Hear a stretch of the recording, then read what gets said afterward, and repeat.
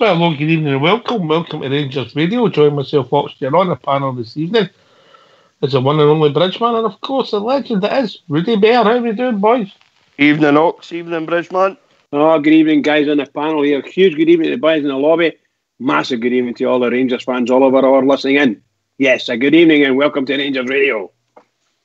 How are we doing, Rudy, mate? All right? Good. Everything's good this side here. Right, all right. No heard from you since Wednesday night's game. What's your thoughts? I thought it was a really good team performance with some outstanding performances. None more so, I thought, than Alfredo. Perfect. Perfect hat trick, really. One with the head, one with the left foot, one with the right foot. I actually think his fourth goal was the best of the four, Ox. I thought the way he took it into him, had his back to goal, back to the defender. Wee shimmy, wee twist, and then a wee movement to the left, gives himself half a yard, bang, balls in the back of the net with the left foot. I thought it was a fantastic goal. But in all, it was just an outstanding performance for Alfredo. Closely followed, I thought, with the boy Kamara. Listened to his back in the archives, and there was, a lot of praise for Glenn Kamara, rightly so. I thought that boy, I think, could turn out to be a bit of a steel ox if he progresses the way we hope he'll do. I thought he had an excellent game. But I think all right, really good. Him and Morelos are the both 22, Rudy. Aye, young guys, aren't they? Ages with ourselves, mate. Ages with ourselves. If only, Ox. But they're still young guys, Ox. They've got loads to learn, the both of them yet. But Alfredo, for me, and I think you're probably going to go to the manager's presser at some point. Well, he said he can go anywhere, and he really can. He really can go anywhere, Alfredo. It's a completely different... Is he improving for you, mate? His work rate and everything, 27 goals, Ox, you know what I mean? I said last week, when he was on 23, that I thought he could easily hit 30 by the end of the season. I think he'll hit 35 now. He could get close to 35 now after scoring 4 the other night. I think he's improved drastically. See, the end of last season, and the truth be told, his attitude and everything, I would have punted him at the end of last season. But he looks like he's thoroughly enjoying his football. 27 goals for the season so far. His work rate and everything the other night, Ox, was just absolutely outstanding. How would you like to be a defender and try and play against him? Hard to argue with any of that, Bridge, is it? Yeah, we were saying last night, it was just superb. I love the way you say it as well, Rudy. It's really good. I thought that probably his finest game, performance-wise, for the Rangers, both the young boy Kamara and Morelos, absolutely outstanding. He's finishing, he's bringing out there, running back, get the ball, ask for the pass, give it back to the guy, let him get an angle. All these things, bringing people into the game, and then his pace and his accuracy and his shooting is just, it's wonderful to hear and see. That third goal, it just absolutely, it must have been like 100 mile an hour, that ball, The goalkeeper had no chance, Just fantastic. Let's hope we can keep that up, because then he's going to be worth any amount of millions you want, basically, Amazing player, amazing. I had a look at the goals today for Wednesday night, Rudy. And at the time, watching it live, I never really realised how good a goal the first one was. With the tackle for Tav, just inside his own half, wins the ball, runs with it. And then obviously I seen the ball for Candias, but I just didn't realise how quick and how good a goal it was watching the game. Well, wasn't live, but delayed transmission, Yeah, for Tav winning the tackle, they move it up, and seconds later it's in the back of the net. They moved so quickly, they moved at pace, and that's been something that we have had a wee moan about occasionally. They haven't played with that kind of pace, Ox, in previous games, certainly known the defeat to Kelly, or even the game against St Johnstone. I thought it was such slow paced. Like yesterday, when it's Wednesday night, they moved at pace, and as you say, that part, the Tav wins the tackle. 40 Candias puts in a beautiful cross to Alfredo, and funnily enough, if you watch his first goal, he actually nearly missed it. An open goal, he's like 2 yards away, and he almost missed it, The last time I seen somebody with such a bad touch was when Bridgeman tried to kick Skipper at the Bridgestone. But you couldn't complain about it in any way. I mean, as I say, he had a right foot shot, he has a left foot shot, and he scores a goal with a head. A perfect combination, you know. Aye. It was superb, And you know. obviously, Bridgman, he ain't getting the praise he's due because of the, if you like, the elephant in the room. It's engulfed the Scottish press in the last couple of days, mate. Well, yeah, look, I can't say enough about the guy because I think a wee bit like Rudy, and there was a few others as well, were thinking, you know, the tail end of last season there, he seemed to be getting himself into a lot of trouble. And I think there's a lot of Rangers fans would have thought, you know, if they get a decent couple of million for him or something like that, just let him go because we might not be able to cure him. But I have to say that Gerrard's done a fantastic job with him. He's brought him in, he's cooled him down. I mean, after the sort of farce up in the Aberdeen first game of the season type thing, you know, it's just amazing transformation in his character by the look of it. And my goodness gracious, can he play football? Really and truly, very, very pleased with him. And my goodness, what a player we've got in our hands, providing we can, shall we say, keep him going the way he's going. It's just going to be wonderful to watch. He's going to be wonderful. All right, just let everybody know there's been a lot of people message me wanting to know how Fox is. Fox is well. It's just, believe it or not, he's got a bit of problem with his voice. I think he was last hearing shouting, cheer up Stevie Clark or something like that in his voice. Something's happened with his voice, you know. And but he's all right. He's 100%. It's just his voice, and it's not going to work for the radio, you know. So we're going to hear from the manager, and then if people want to join us after that, what's the number? The number's 01. Sorry. Bridgman, you carry on, mate. Also 0141 356 1972. When else going to join us, Rudy? You can join us on Skype at rangersradio.online. If you've been in before, Fox will bring you straight into the call. If not, he'll sort you out, but in a nice way. All right, we've been joined before we go to the interview. We've been joined by the first caller this evening. It's Blue Star. Evening, Blue Star. Then a Bridgman. Oh, he's learning, mate. He's gone on a course with Bridge. They're going away for a weekend together. Oh, we'll get it. Well, if Fox doesn't mind, we'll hear from your manager, and then hopefully Blue Star will be with us then. All right, get yourself in mute, lads. All right. Before we reflect on last night and the game and look ahead to Sunday, can we get your reaction to what Steve Clark said at the end of his press conference last night? I presume you've seen the quote. I only seen the interview when I got home last night. I wasn't aware of the interview or how Steve felt. He came into my room after the game and was pretty normal, and we had a beer together, talking about football in general. It never got mentioned, so I only seen it when I got home last night. But you know, the club have made a statement on it, and it's a statement I support. You know, we don't support any kind of unacceptable behaviour from the terraces. And that's the way it'll always be at Rangers. That's all I've got to say on it, really, because you know, I want to talk about the football. Yeah. If I can, before we move on, can I ask you one more? This club has had Catholic managers in the past. How does it? How do you feel when you hear songs like that sung? Well, I've just answered that question for you, haven't I? I've just said that myself and everyone at this club doesn't support any kind of unacceptable behaviour from the terraces, and we want to try and stamp it out of the game in general. So we're always talking about the football. That's all I've got to say. Is it taking the shine at all off the result for you? Not for me, because I'm delighted with the players. You know, 5-0 win. I thought we started the game very strong. I thought the atmosphere in the stadium was superb. The fans again were right behind the team. 40,000 to come out on a Wednesday night cold and get behind the team after the disappointing result of the weekend.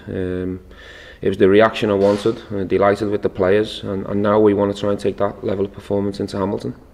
You've said last night about there's been times where you've had a positive result, but there's no point in taking those steps forward when you go to take a step back.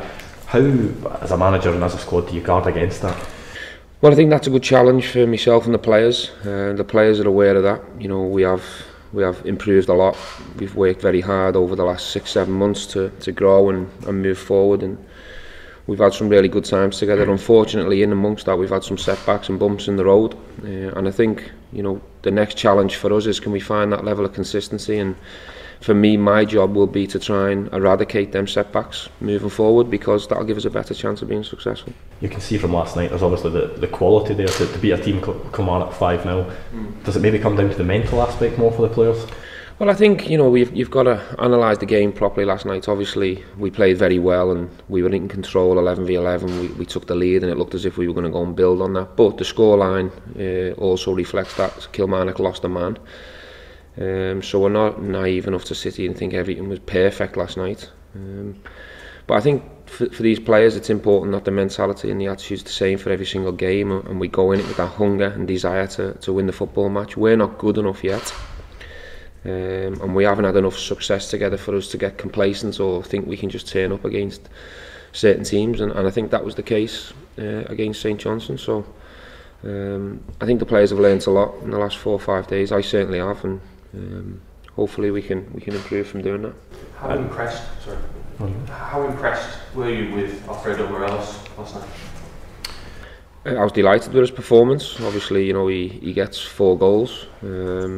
And he'll obviously, and rightly so, get the headlines on the night. But for me, I'm more happy with the level of the team's performance and the reaction from St Johnstone. I thought we were strong all over the pitch. The subs come on and contribute, and I had the luxury to obviously rest a couple with an eye on the weekend as well. So it was the perfect night for me. But yeah, you know, I'll say it again. You know, Alfredo's a top player. He's a young player. We've got more firepower now with Jermaine coming in. You know, I think Jermaine's a perfect role model for Alfredo. You know, he's only 22, he's learning the game. He's just recently become an international player, but if he can watch Jermaine on a daily basis, how he lives his life, how he goes about it, how he behaves on and off the pitch, I think Alfredo can use that to his benefit and keep improving and keep growing. But he's certainly a top talent, without a shadow of a doubt, and he can go on and achieve whatever he wants to achieve if he approaches it right. At that age, with all that potential, as you mentioned, I've heard this one in comparisons to Diego Costa in the style. Look, I don't think it's fair on Alfredo to compare him to Diego Costa or Luis Suarez. He's Alfredo Morelos. He's a young boy. He's coming over here. He's enjoying his football. The fans love him here. We do. Myself and the experienced players in the squad are trying to help him and guide him in the right way. We want him to stay here for a long time and help us to be successful, but I don't think it's fair on the kid to compare him to Diego Costa or Luis Suarez. You know, I think he deserves credit in his own right. You must be so grateful you've got him, because goodness knows how much it would cost to go out and buy a striker of that quality and that potential in today's market. Yeah, it'd be expensive. It'd be very expensive. And that's the reason why we've laughed at a couple of unacceptable bids or rumours that have come his way. We want him to stay here. We want him to stay here for a long time. We're grateful for all the good players we've got. We've got a good team. We're excited by what we're trying to do here. But of course it's going to take time. But we are trying to build something that is capable of challenging for success. And I think you can see that quite clearly, certainly on last night's evidence. Do you feel that the rest of the team, because of the format he's in, do they actually get a lift out of his presence? And because he's obviously not available this weekend, is the challenge for the rest of the team to not lose that level of performance because he's not on the pitch? No, I think the players have just got to approach the game. It's a must-win game for us. I spoke about the mentality and the attitude of the players going into every game, so it doesn't matter who's selected to play, who's available. Everyone's got to go in with the same attitude and mentality to try and win the game. Of course, you always want your best players available. And I think at times it's hit us hard when we've had suspensions to key players in big games, and that's something we want to try and eradicate moving forward. We want all our best players fit and available. Unfortunately he's not available at the weekend, but I've got other top options as well. How much have changed their coach since you last played them? Do you expect anything different from them? Well, they've been playing more of a back four. You know, previously when we played Hamilton they had a back five, but normally against the big teams they seem to go to a back five, so we'll wait and see, but we'll plan for both and we'll see what faces us. But for me the focus has got to be on us, and we want to try and build on the positives from last night and go in with the same intensity and the same hunger to try and get the 3 points at the weekend. But it'll be a tough game. You know, they'll be stubborn, they'll be organised. They seem to have given the new manager a reaction. So we'll certainly have respect for Hamilton at the weekend. Jermaine, what do you make of playing alongside Alfredo Morelos and training? Really, what do you see in him? Yeah, obviously he's got huge potential, a lot of quality. He's a goal scorer. You know, he's someone that's hungry to score goals.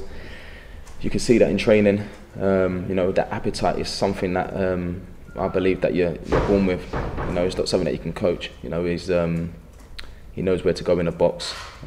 You know, people talk about scoring tap-ins and that, but you know, being at the right place at the right time. You know, it's like art. So much potential. He's still young. I mean, when I was sort of like, I remember when I was young, and I was at West Ham, I had the likes of Les Ferdinands, Ian Wrights, and people like that to sort of like help me to progress. And obviously at this stage of my career now, hopefully I can bring something back to the younger players and try and help.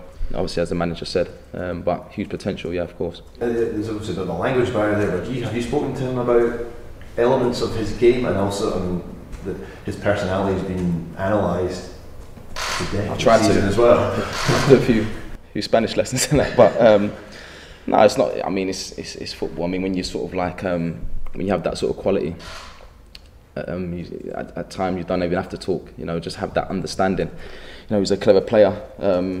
For someone that don't really speak obviously good English, he's quite vocal on the pitch, to be honest. You know, he's a winner, he's a leader. And like I said, you know, when you have that sort of awareness, you know, a lot of the times it's eye contact, and you know, you just know. But nah, he's got huge potential. How much do you feel that the players, when he's not on the pitch, maybe need to step up and raise the level? Because obviously the 2 games he missed, there were 2 goalless draws there. Yeah, I think you get that with not just him. You know, obviously the goalkeeper. It's when you're missing key players at any football club, you're going to feel it. I think that's just normal. You know, as players, as a manager, you want your best players on the pitch to try and compete, try and win the game. When one of your best, especially your top goal scorer, you know, if he's missing this, of course, you know, you're going to go into it thinking, well, if he's playing, you know, you've got more chance of winning the game. That's obvious.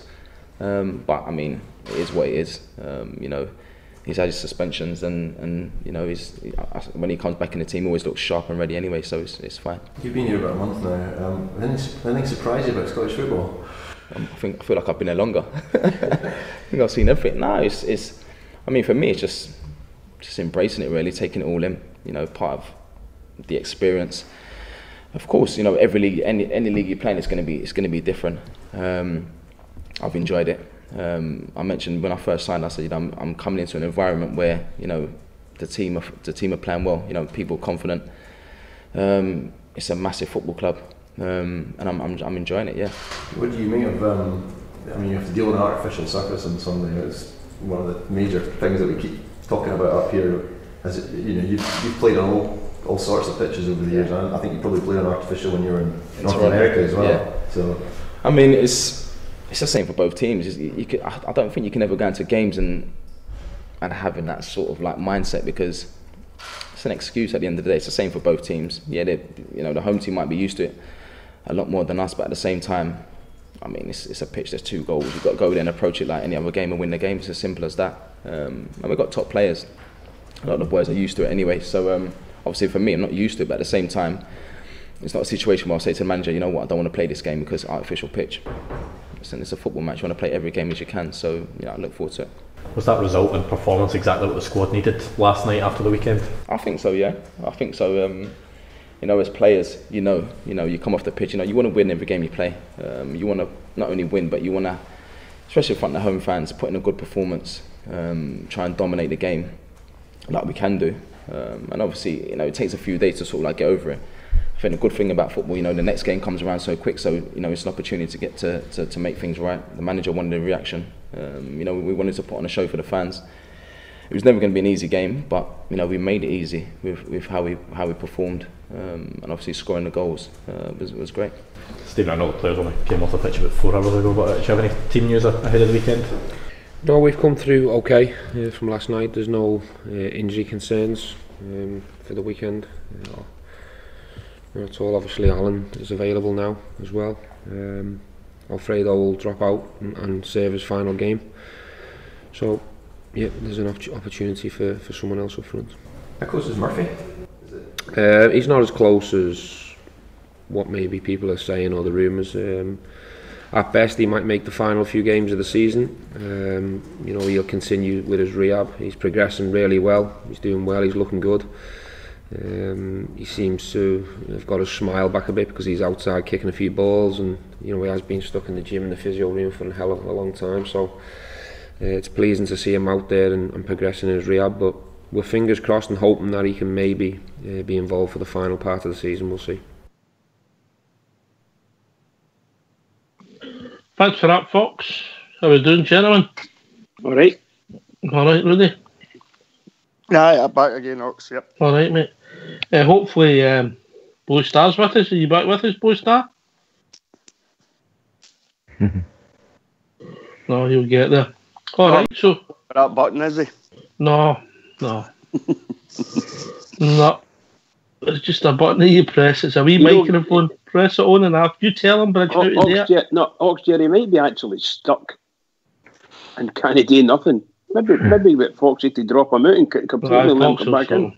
You need to spend some time with him, mate, and coach him. We've also been joined by GFK. Evening, GFK. Evening, chaps. How are you all tonight? How are you? Hi, Jimmy. Hi, Brad. How you doing, Jimmy? All right, bud? I'm doing fine.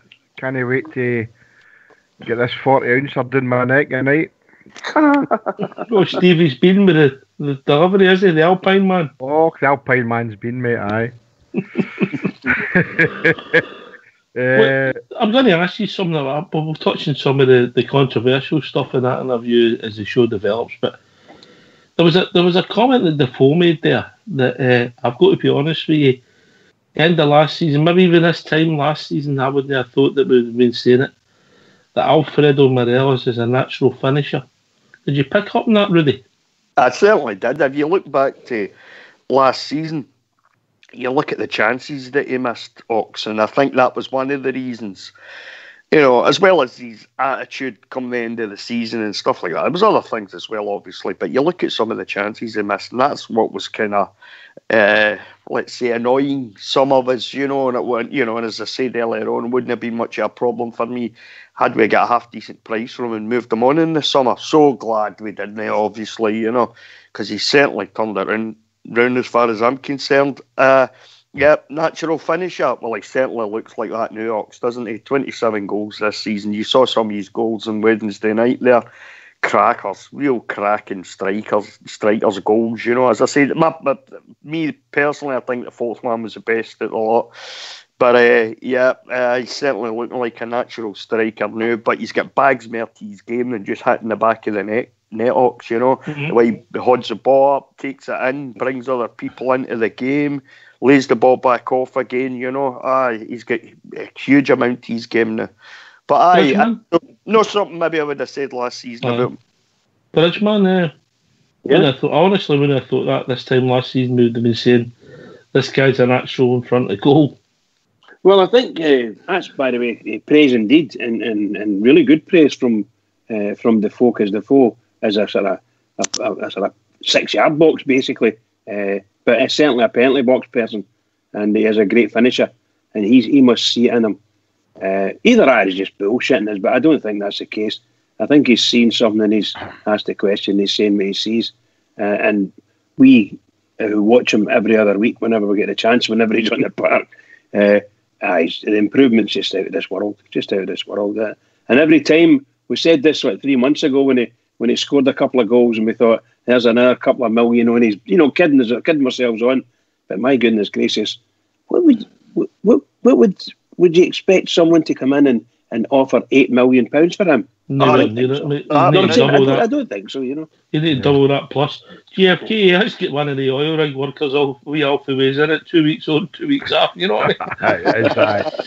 But like the guys there, I mean, we're all sitting here last season and we're, you know, we don't like to call it petulance. That's the way that Fred likes to play, you know, and he certainly has upped his game. As Rudy said there, and we've said here several times, that he's not just a goal scorer, Oxyar, it's his all-round play. It's the way that he comes back in to retrieve the ball. He's hungry for the ball, goes looking for it, and I wouldn't have said that about him last season a lot. If he can get rid of some of the getting involved in silly things like the other night there with the goalkeeper when he was obviously defending his own player and he was pulled away with Worrell. If he can just get away with that bit of his game, then he's going to be a world star. I've just heard in the last 20 minutes, I don't believe I'm reading this, that the goalkeeper's red card's been rescinded. Yep. I believe so, mate.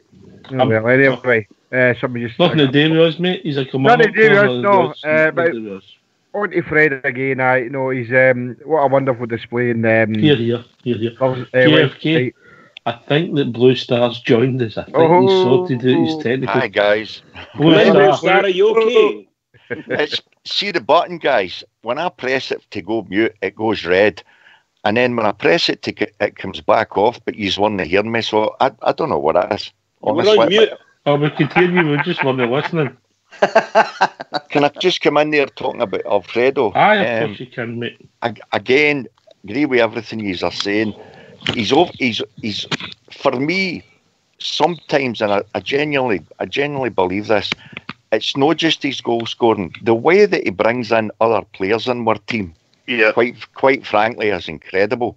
More so than any other player, which is hard to say when you've got so many midfielders. Alfredo seems to be able to bring in everybody that's all around about him. His link-up play and the way that he wins the ball, and even when he loses it, the way that he fights and gets it back again, absolutely amazing. And the one thing you noticed in Wednesday night there was, apart from the one with the goalkeeper where JFK's talking about, apart from that wee instance, the whole night he played with a smile on his face, and we've not seen that very often. But it was terrific. Did you see that coming, the Blue Star? If I'd have said to you a year ago that you guys like Defoe would be talking about him as a natural finisher, did you see it coming? No, definitely not. No way. Can you come, Bridge? I was just going to say, it reminds you of, when you're a kid and you're the best player, the best player in your team. Everybody wanted to give him the ball, let him do it, let him do it. That's what it was like, or it appears like anyway. And everybody's looking to, obviously, he's a great finisher, so they're trying to give him the lovely pass that they need. But yeah, I think he's one of the best players. If he's not the best player in Scotland overall, then he's certainly one of them. I think he's a magnificent player. The best player in Scotland by miles, in my opinion, Bridge. I actually remember at the end of last season saying to you, Ox, I would get rid of him. I would punt him because I thought he was a distraction. I thought he was a distraction in the dressing room. I didn't like his attitude come the end of the season, the way he was acting and stuff like that. And it just shows what I know about football. Look how he's turned it around this season. I remember telling you that as well before. It just shows you what you know about football. But there we go. Fullbacks, as I told you before, that's the guy you put the diddies to hide them out the way when you're picking the team. Right. Dear. Right, we've been joined by a caller. I don't recognise the name. Evening, caller. Hello, how's it going? How we doing, mate? First time? No, my Skype was all mixed up. His Bryce is Willie for Canada. Oh, Bryce, how you doing? How's it all right. Sorry, Willie, didn't recognise. No, it's my Skype's all mixed up, all so right, I updated. Well, if you've any problems with Skype, contact Blue Star and he'll help you. How we doing, Willie? How's things and what's on your mind, mate? All this stuff, this one-sided stuff's just driving my nut. And what was it was called last night? What was the word that was used last night? JFK, what was it? Selectarianism. That was it. That's it. Selectarianism. There we go. Yes, on you go, Willie. Yeah, I mean, it's absolutely brutal. Look, I mean, Morales the other week to get three game suspension, hardly done nothing. And the goalie fully elbows the guy. I knew he's halfway the red card. Unbelievable. I'll go to Blue Star. It's hard to argue what the man's saying. Well, guys, I actually listened to a bit of the last night's show of the day when I was trying to send it to my uncle in New Zealand. And he managed to get it himself, and he wrote back to me and he says he went through all your names, Ox, you had the GFK, Bridgeman, And the first thing he says to me was, he says, "See the guy Boswell?" I says, "Aye." He says, "That's who Rangers should have," he says, "in these press conferences." I says, "How's that?" He says, "Well, he's eloquent, he's articulate." He says, "And he knows all his facts." And I thought, you know, sure he's got him mixed up with me. Well, look, see, to be honest, the one thing you notice, and I know you were probably hanging on to later on in the show, but there's that press conference there. See the way see the skullduggery behind that, the way they questioned our manager, and even the way they questioned Defoe. The underlying element is absolutely disgusting, and we all know what they're talking about. It's absolutely terrible. And I'll tell you, did you notice towards the end, did you hear the tone in Gerrard's voice? It went right down the hill as if he was sick. He knows exactly what's going on. I'll tell you guys, I'm 58-year-old, 4 behind JFK, and I'm telling you, he's the best speaker we've ever had as a manager, without any shadow of a doubt. I'm mega impressed with him, but even you can tell right away, the guy's getting sick of the questioning. It's absolute. The underlying current is diabolical, and that bloke there for Canada, he's bang on. He's the other side of the world, and you can hear it. He hears it even coming from our manager and all the questioning. Other guys don't get that up here. Only our team, only our management team. Yeah. And for Mr. King to come out with that statement today, we know why he done it, guys. But I'm telling you, that to me stinks to high heaven. It's as if we're pandering to them. You'll notice that other crowd. There's nothing said. They sit quiet. They let everything go and run about them, and they know that we're being attacked. Do you know what I mean? It's all wrong.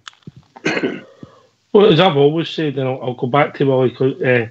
I've always said I don't want any favours. I don't want to be treated different for anybody else. I just want a level playing field. That's all I want.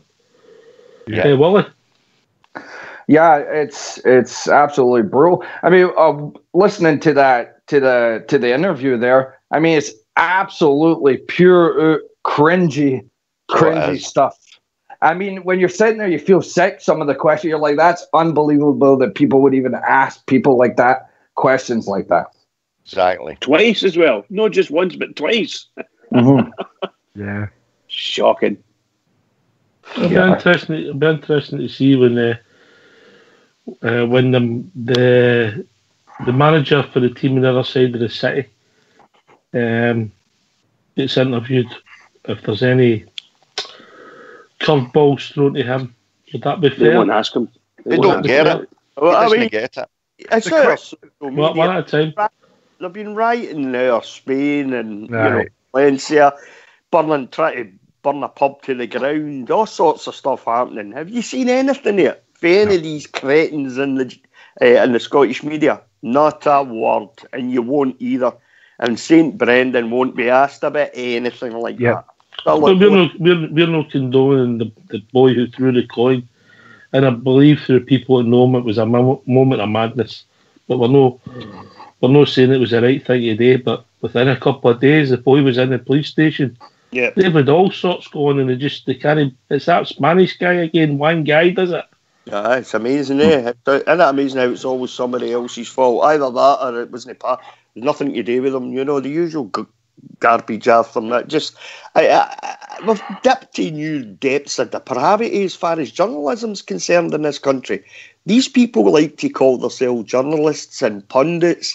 They're an absolute joke. This must be the only country in the world where any of these people could get away with what they get away with and could work in this kind of environment, because they wouldn't. They don't have the talent to work anywhere else. None of these people up here could work down south in journalism, because there's proper journalists down there. So that's why they do it up here. This is the only country that could get away with doing what they do up. It's as simple as that. Ox, could I cut in again? Of course you can, Willie. Yeah, listen, the other one, this was a beauty the other day too, was on the weekend, Celtic went, they threw the coin at Chris Boyd, called them all the orange bees and all the rest, and they tore up the seats. By the time the week started, it was us, we tore up Aberdeen seats. All of a sudden, it was games and games ago. How come it was, they said then? Correct. Usual deflection, Wally, that's what it was. The usual deflection in the press. That's absolute brutal. It's so biased, it's unreal. Yeah. So you know the problem with the easiest way is not to touch their publications, innit? Yeah. But it's very, very difficult because it's the traditional elements and places we would go for, if you like, sport and news, JFK.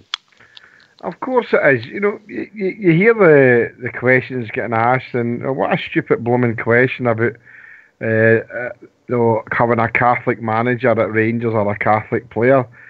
The gaffer's here to talk about what's happening at the weekend that we're playing Hamilton Accies, and ask him questions should be about how's the fitness of the team and how's Jamie Murphy progressing, how's Graham Dorns. They don't do that with us, but when they speak to the puddle drinkers, but it'll be all about how unlucky you were in Europe and who's you got fit and blah blah blah.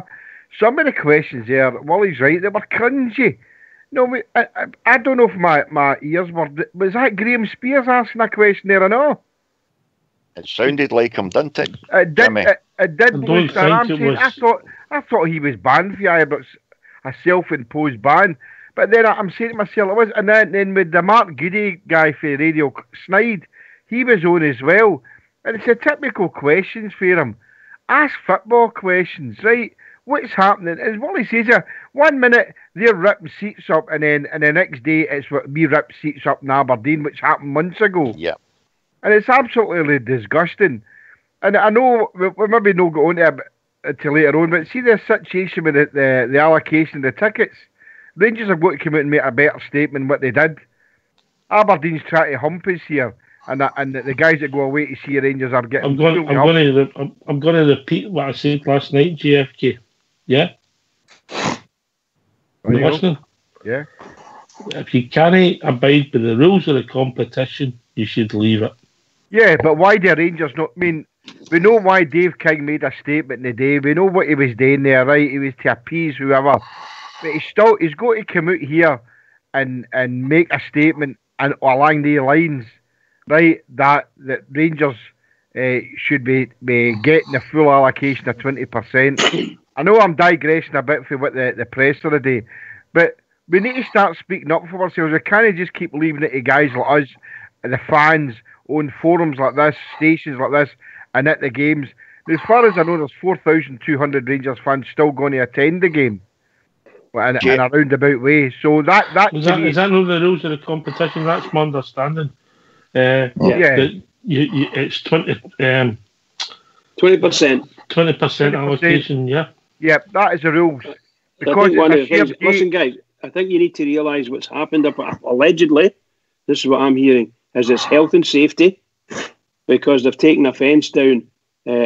Obviously, offence. That's the problem. Everybody takes offence too easily in the gym. So they've taken the fence down, and they can't do it. They've got no segregation then, so they can only allow the 2,000.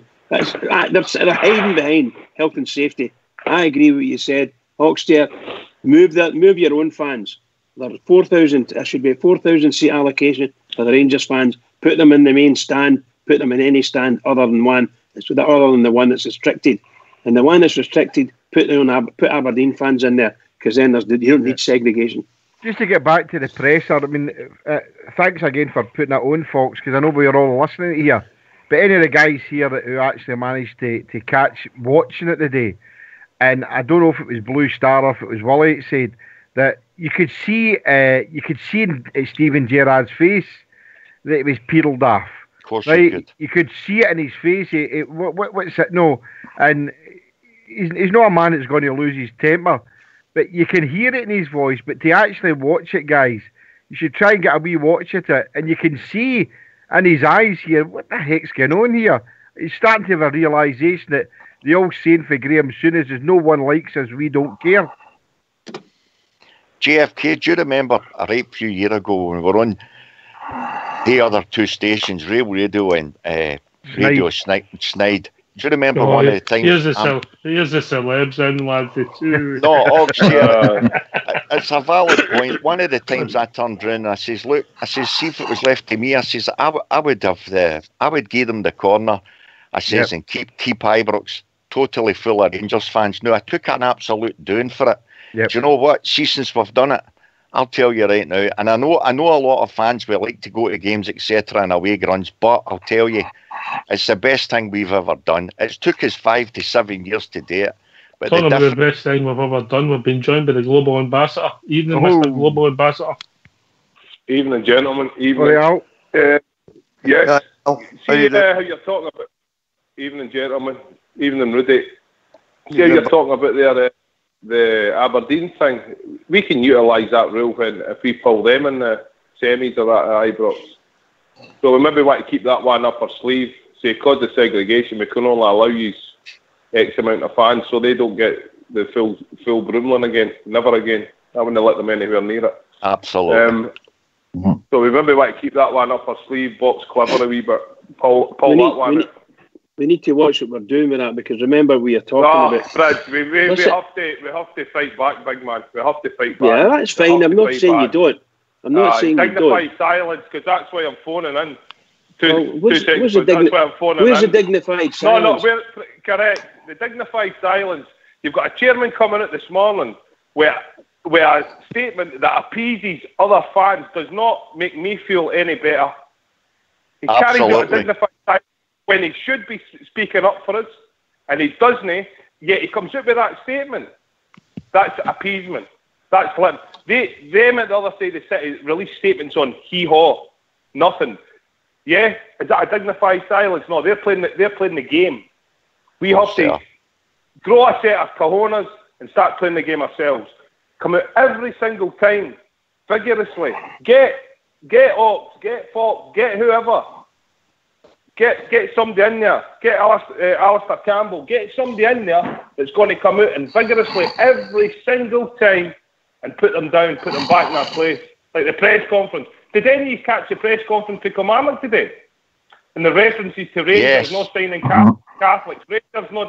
This Stevie Clark. This is the guy who's on a year-long interview for the Celtic job. I don't think he'll get the Celtic job.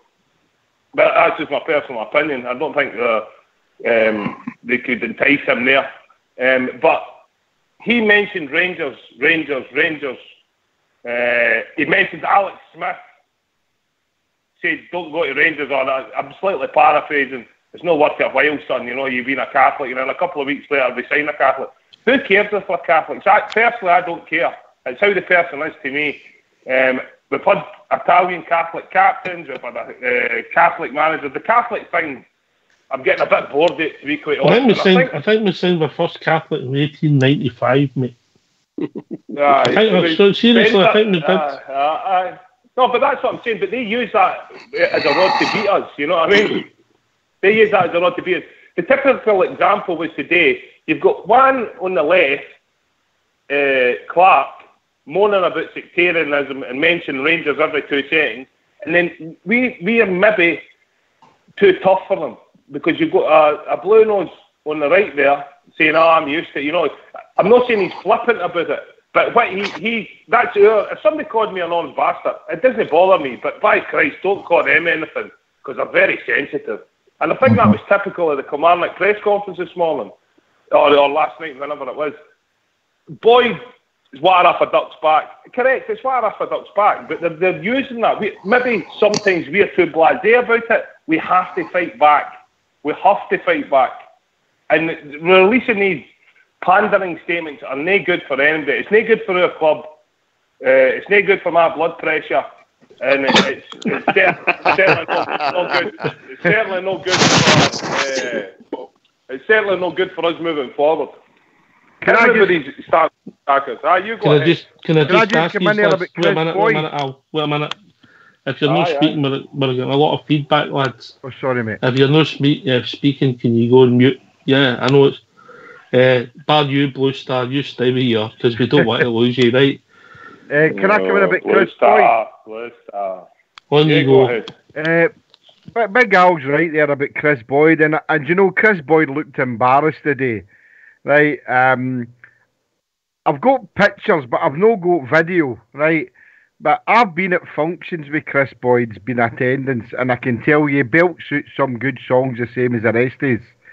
And he looked really embarrassed there. We've seen pictures and we've seen videos over the years of when Rangers won leagues and cups, and Chris Boyd was taking part in the songs that have been sang and will, I hope, to continue to be sang for many years after I'm gone in this mortal coil. That is a Rangers tradition. That is my tradition, and that's my culture. And Chris Boyd to sit there and say, no, it's water off a duck's back. He's kind of been condescending to Rangers fans all over the world by making a comment like that. You know, it doesn't bother me. It's water off a duck's back, yet he's taking part in a conference next to a wee, I'm not going to nearly say it there, the word I get around for last night. But, you know, it's hypocritical. I never heard it. Fenian. Oh, Aye. Right, but it's used in context, that's fine. It's used in context, and he used the word today again. You know, says, I'm Noah, Fenian, right? So, I just find that Chris Boyd was wheeled out there, and he looked really, really embarrassed to be there and make silly comments like that. And I agree with Big Al there. We've got to fight back here, and there've got to be more statements made regarding. But you're right. You're right about the fighting back. Big Al's right, and people have views about how we dictate it. But we've also got to make sure we don't have any own goals, eh? Of course they do, but all we need to do is look what's happened in the past week, Oxia. You know, I mean, with all this carry on with them, the puddle drinkers there in Valencia. They're in Valencia causing riots. They're caught with a certain amount of Class A drugs on them. They're setting fire, allegedly, to a Rangers pub. They're fighting with the police on the streets. They're wrecking other pubs. You know, the effigy things, they're all found not guilty. You know, the greatest club in the world, the Green Brigade, don't do nothing wrong. As soon as Rangers sing a song, you know, that to some it might be offensive, but it's only a Rangers song, or it's only a fan's chant, and they want to make a big thing about it. You know, they stopped us singing the Billy Boys, and that is, to me, that is disgusting. That's the best song. That and Follow are the best songs ever sang at Ibrox, and they should be continue to be sang. Jimmy, Jimmy, if you sit and listen to Chris Boyd today, Chris Boyd was I nearly swore. Chris Boyd was a disgrace today. That's what I said. That's what I'm saying. No, but listen, do you remember when they asked him about strict liability? Yep. I couldn't believe what he came out with. He had the absolute gall to sit there and say, I don't think strict liability will win, because what happens if a Rangers supporter buys a ticket, gets into the park, he goes into the Celtic and throws a ball in Parkhead in that dump? Why did they say that? Yep. I couldn't see when he came out with that. I nearly chucked the iPad out the window for Chris Boyd to sit there. Listen, I've got to use have all got to get jokes, because you're listening to too much during the day and getting yourself wound up. Right, listen, let's go to Blue Star. Awesome. And we'll come to you, Big Al, yeah? Folks, Gerrard, we're on here and we're all passionate about our club. And all we ask is, you keep saying we're looking for fairness. Tell me one person that we see in the press or on the media as such to know that we actually think is sticking up for our club. I'm telling you right now, there's nobody. There isn't one single person. And it's right what everybody's saying tonight. That's how we're passionate, because we're getting kicked continuously and you're just supposed to sit back and let them away with it. You can't have that. We've got to have somebody coming out for our club and fighting back and connection with us.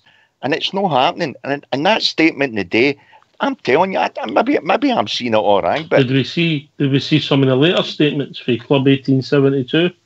Yeah. Well, I need to be honest. I've seen that. Yeah, I've seen them all. All right. I'm sure that Bridge will maybe get that, and we can maybe hear that after we have a tune, which is in a few minutes' time. Look, you're right, Blue Star. That I don't believe there is anybody batting for us in the media. Yeah, I don't. If there is, I don't see it. I don't believe. I think the things the Scottish dynamics has changed since 2012. There's a politics thing in the sectarianism that wasn't there before, that seems to exasperate it, and they seem to be playing tricks that people had played in a different part of the country not that long ago. That's only my opinion, but people might tell me different. Big Al, you were coming in. I was just going to say to Rudy, throwing bottles at Parkhead, I think Chris Boyd missed it. It was bottles of fairy liquid they should be thrown to clean the place up. Absolutely are.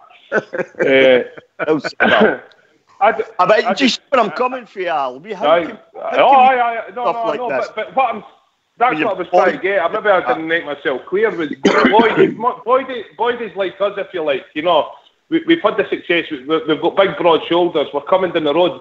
It takes a lot to upset us. Yeah, them, slightest wee thing, their victim cards out, they're upset. You can't say hee-haw to them, right? You cannot say anything that they're offended by the slightest thing. Whereas I think Boyd's just reflective of us a bit, maybe naive in some of the things he said, but he's reflective of us in regards to he can take it, yeah? Somebody calls you something, Rudy, it's what, sticks and stones and all that carry on. That's what I was meaning with Boyd. He's probably naive in some of the things he said, but also I think he's maybe not that naive because he's in the may also be honest. He might be honest. It might not bother him. Well, that's what I'm saying. It doesn't bother me. You know what I'm saying, Ox? And I think that's just because of my upbringing. And who cares what you say? Like, you know what I mean? You're still a tramp. You've got one eyebrow. You know what I mean? Your sister's your girlfriend. Who cares? You know what I mean? These type of things. But if I say that to them, they're upset, and that's what I was getting at with Boyd. Like, but for Clark to come out and reference Rangers so many times, I think it was 5 or 6 times I counted, and then bringing other managers in, they've got a good reputation, Alex Smith, things like that, saying, I didn't go to a bad choice, got it. How could he get away with such a thing like that? That's where we need a strong bulldog. I think, right, King and the guys that have done what they can do, but we need somebody there that's got the outlook. If we're going to get attacked, we're going to get attacked. The one thing that we can do is we can invest more money to get better team in the park, start winning the league. Yeah, but also any time that we're getting attacked, we come out and we attack back and we go back to even harder things. I wouldn't mind. I would not mind my chairman coming out and saying, well, what's happening with all the paedophile rings at Parkhead? Who cares? The media would go absolutely batshit crazy, but it gets it out there. We need somebody with a big set of cojones to lead the club. Talking about big cojones, we've been joined by Blue Shadow. Yeah, mate. Evening, Blue Shadow. Look, I'm just going to hang up, boys. But thank you very much for the platform. You look after yourself and all the best. Cheers, Big Al. Cheers, big man. Just came on to say, well done, Al. Well done, Al, coming on and saying something about this. I've been saying it for ages. I've been coming back with a load of silence against me. Well done, bud. No, but we've got to a point now. Like, I was really reluctant to Bridge was very good during this. I've been about 2 years or something. I've been phoning in and talking to you guys and things like that. And I'll give Bridge his credit. Bridge, I was a wee bit late to go on that boat, but I see looking at it from a distance now, it's unbelievable. Like the big man was saying in Canada, it is absolutely unbelievable. The point that he brought up, that was the first thing that came to me. They're ripping seats up, and then was it Richard Gordon reported it, that we were ripping seats up in Aberdeen, and Aberdeen are going to cut. Why was that not reported 2 weeks ago? Because there was no interest. They're keeping things like that up their sleeve. We have to fight back, man. You poke the bear too much, man. The sleeping season's over. The hibernation's finished. We fucking start poking back. Right, take care, gentlemen. I need to go, man. I've got things to do here, man. See ya. No, thanks very much again. All the best. What a man. And by the way, you can hear the passion for the club. Blue Shadow. Yeah, I mean, this all comes back. The most recent thing was a few weeks ago when it brought up the thing about Candias, and I said that if the club brought out a statement, and I said, right, that's fine, but we've got to follow it up. We've brought out statements before, and we've done nothing afterwards. And as you know, I know it's not part of exactly this discussion, but the discussion you had earlier, and saying all these things against Alfredo and all the different players that were having problems with disciplinary because the referees are coming out against them. And the fact is, because we didn't back that up and take it all the way to the Court of Arbitration for Sport, which is the only organisation that the SFA will recognise that you can take a complaint to. So, because UEFA will jump down your throat if you take it to domestic court. So we've got to get in there and get into Court of Arbitration for Sport and use their organisations against them and get something done about this. Start with one thing and follow it up all the way through for me. Can I come in on that? There you go, Bridge. Just to say, following on, I'd asked Jimmy last night not to use that word on the station. Go to watch what we're doing, guys, seriously, because they're listening. People are listening. And it's all right. What's happening. He'll not be saying it again, and they'll not be back on. I'm just saying. We Is that right, JFK? Careful. It was a wee slip of the tongue, wasn't it? What's that, mate? A wee slip of the tongue.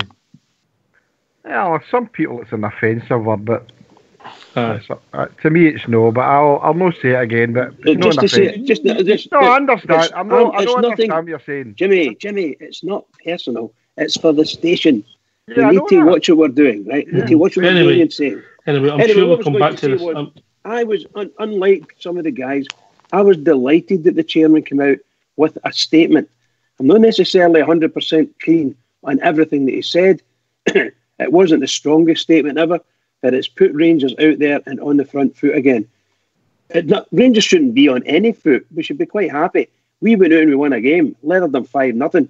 Unfortunately, I think the young lads got a wee bit more exuberant than normal and come away with that, which they haven't done for a long time, Ibrox. So, unfortunately, it was really, really unfortunate, and hopefully we can manage to solve that, and that statement might go a long way for it.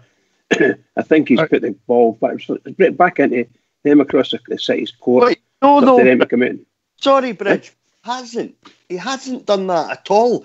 I would see if it was true what you were saying there, Bridge. I'd be delighted with that, right? If Dave King had actually put the ball back in their court and said, right, this is what we're doing, what are you going to do? But that's not what's going to happen, Bridge.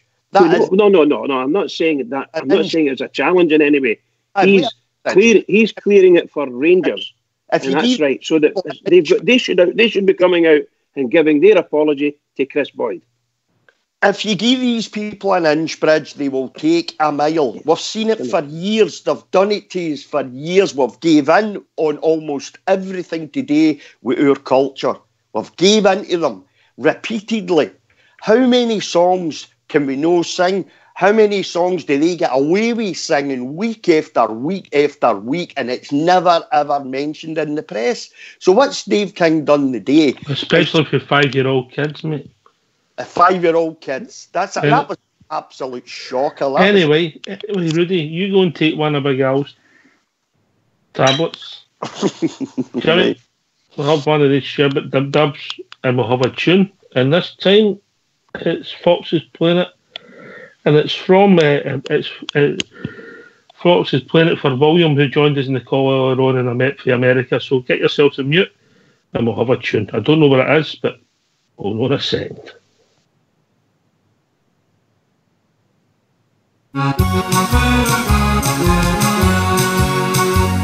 How many years ago, my boys, I left old Glasgow town. I followed the pull of the Yankee land and here I'm settled down. Although I met so Bridgeton Cross and my friends so near and dear, what I would give if I could have the Rangers over here. You can talk of California where the sun shines all the year. You can bomb about your Broadway light so clear. But it would fill my heart with gladness, it would fill my heart with cheer, if we only had the Rangers over here.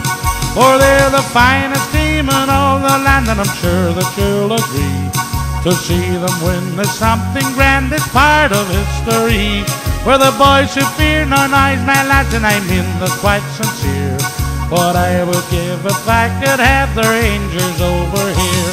You can buck up California where the sun shines all the year. You can bum about your Broadway life so clear. But it would fill my heart with gladness, it would fill my heart with cheer, if we only had the Rangers over here.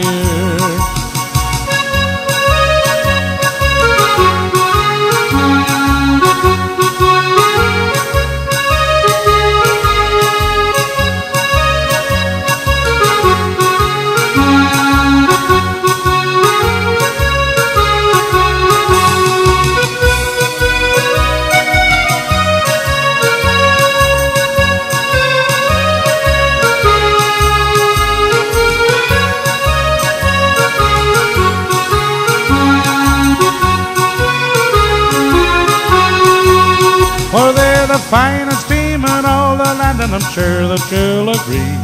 To see them win is something grand, it's part of history. We're the boys who fear no noise, my lads, and I mean this quite sincere. What I would give if I could have the Rangers over here. You can talk of California where the sun shines all the year. You can bomb about your Broadway life so clear. But it would fill my heart with sadness, it would fill my heart with cheer, if we only had the Rangers over here. If we only had the Rangers over here. If we only had the Rangers over here.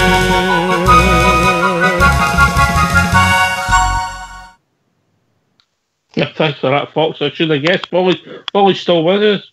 You enjoyed that, Wally? Yeah, thanks. I should have guessed it, really, shouldn't I?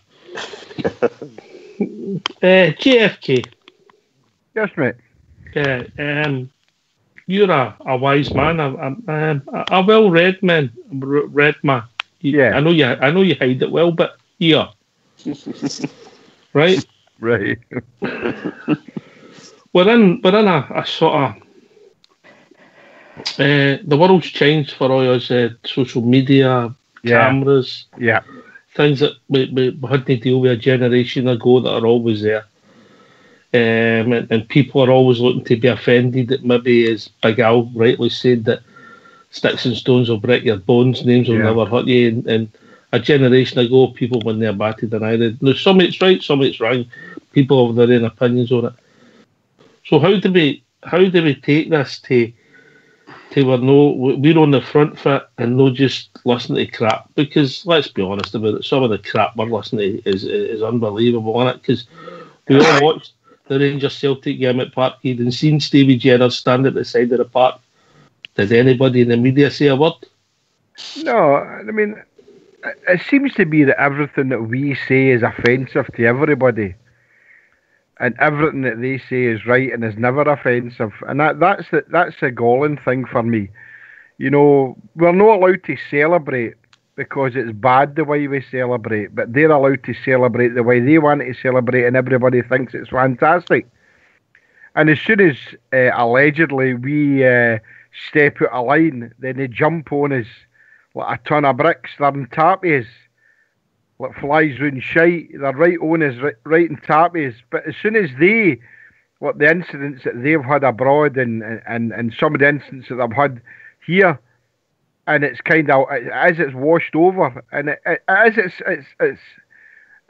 if the word's upsetting, then I will use that word, and that's how I'm passionate.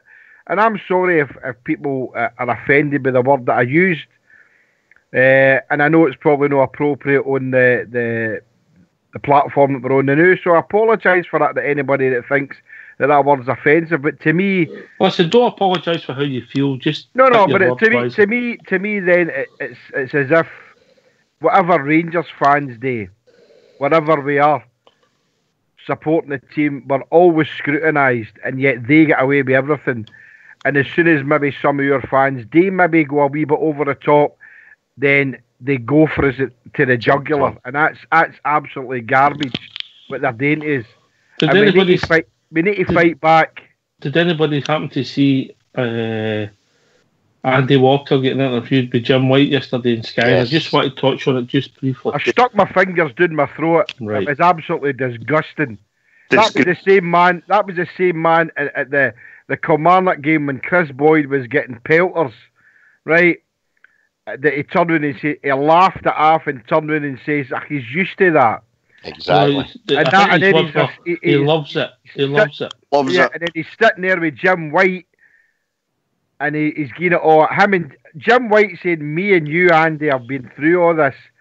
My arse, it was vomit-inducing, Oxgear. It was really vomit-inducing. It was disgusting. Anyway." Yeah.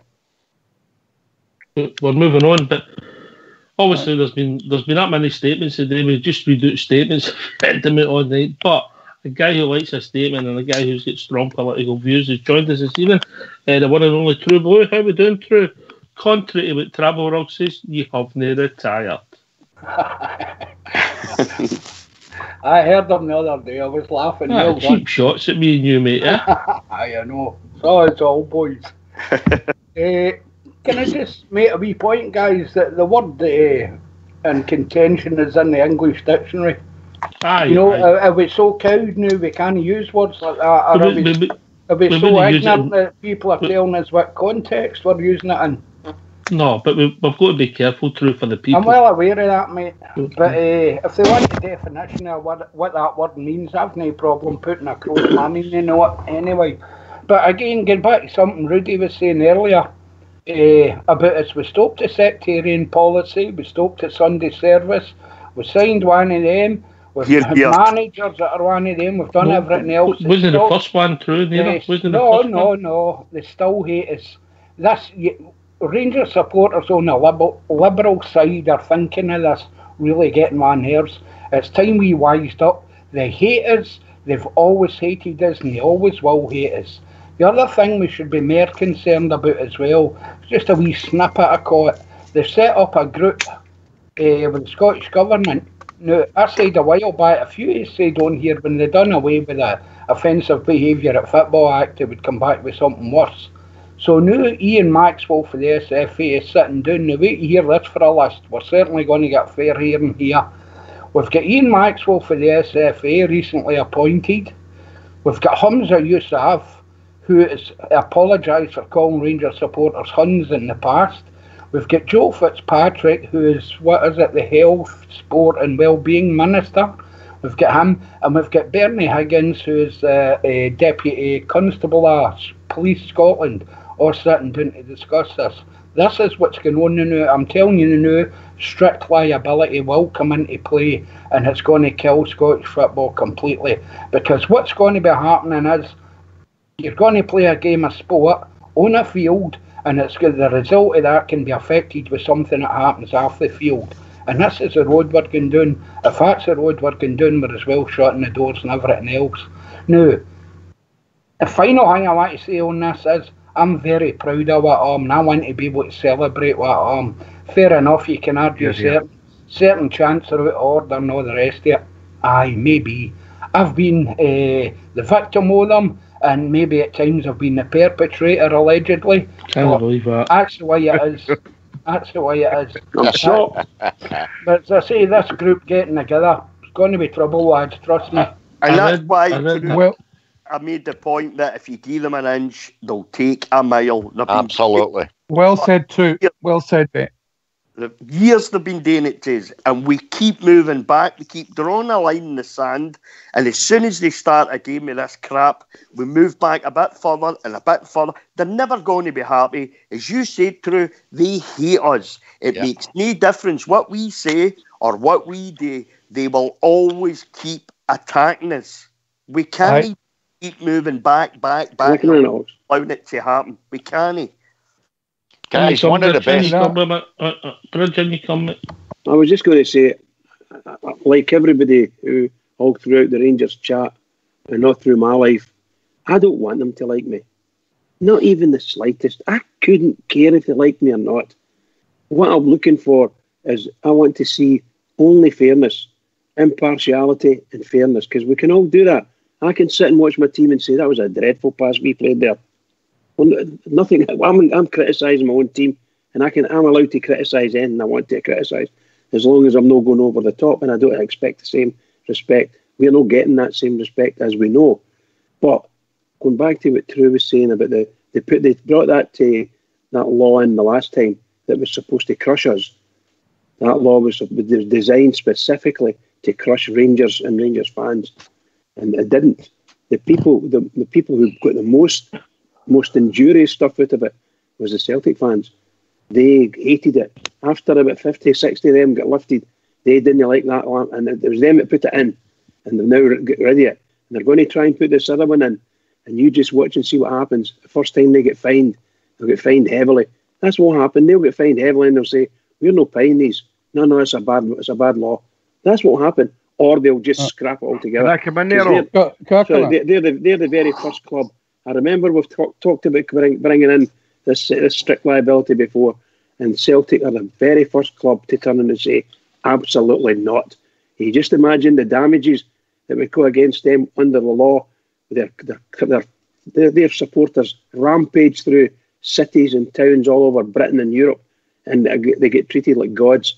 Just imagine if there was a law there that says, no, you can't do that, and the clubs are responsible for it. They'll no put in for it and no buy it. Sorry, guys. That's my feeling. Can I come in there, Roger? On you go, JFK. It's a wee question to Blue Star, because I mean I find myself a night listening to Snide again. That Blue Star, there was a comment made on the show tonight, pal, if you were listening, and I think it was Keevans that said that it was talking about the religious intolerance, and it was all pointed at Rangers, and he says, I mean, these people, surely they're not born to be that way, you know. Yeah. And did you hear him? Yep. No, I don't make any bones for the fact that I was born a Protestant, an Orangeman. I became an Orange institutionalised at the age of 4, and I'm happy to say 58 years later I'm still an Orangeman. And I know a lot of people say that's nothing to do with Rangers, but I was born an Orangeman and born a Rangers fan, and that's the way I'll die. So for them to try and take, it's not just about taking my support away for Rangers, it's about trying to take my heritage away and what I believe in. And yeah, some of the songs that are sang at football grounds can be abhorrent, especially the song that they sing about Ian Gerrard and the songs they sing about the 66 who died, you know. So as soon as we sing the Billy Boys, or we sing about cheer up this one or cheer up that one, oh what can it be, then we're all the badgins. I'm born a Rangers Orangeman, Protestant, and that's the way I'm proud to be, and I support my team with passion. But these people are getting the knives out for us, guys, and our club needs to stick up for us, and they're not doing it. Well, JFK, I phoned up to try and get through to have a go at Keevans, and unfortunately I couldn't get through. You're completely correct in what you said. You'll notice DJ was sitting next to him and didn't even have any comeback. Now, that's what we're up against. Yeah. And it's the same with Boyd. Boyd was towing the party line today. And whether we like it or not, the one thing we have got now, and I'm telling you, I'm thankful for him, and I'll keep reiterating the point. Bridgeman, I like the way you speak. You're articulate, and it's somebody like that we need at the front of our press. Fortunately, we've got a guy there that's our manager, and to be perfectly honest with you, the way that he speaks is impeccable at every turn. But sooner or later, he will have something that he'll come out with, because you could see it. You could see it today, as JFK said. You seen it in his face. He had took so much. He knows exactly where they're coming from and where they're going before they even say it. And he was sitting there, and when they started on Defoe, he was absolutely scunnered. That's the word for it. He was scunnered. And sooner or later, somebody like him will come out. It would just be great if we had someone in the press. As I say, I think Boswell and Bridgeman are articulate. They're eloquent in what they say. Boswell's good on his facts.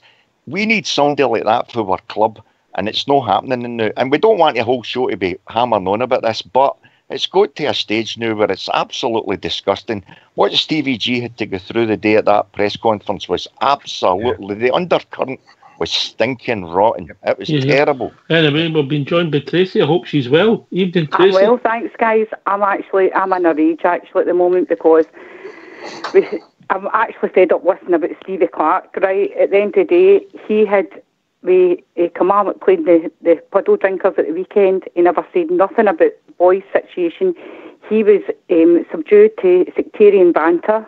Well, I would say banter, because, as I say, 90 minutes, we're all there's all sectarianism for 90 minutes. He was subjected to it. He never said nothing. And then Wednesday, when we pumped him 5-0, he ended up coming out with all this. Exactly. I mean, what's the justice in it? You know me mollificated them. Well, sorry. We did mollocate them, right? But at the end of the day, he came out with it, right?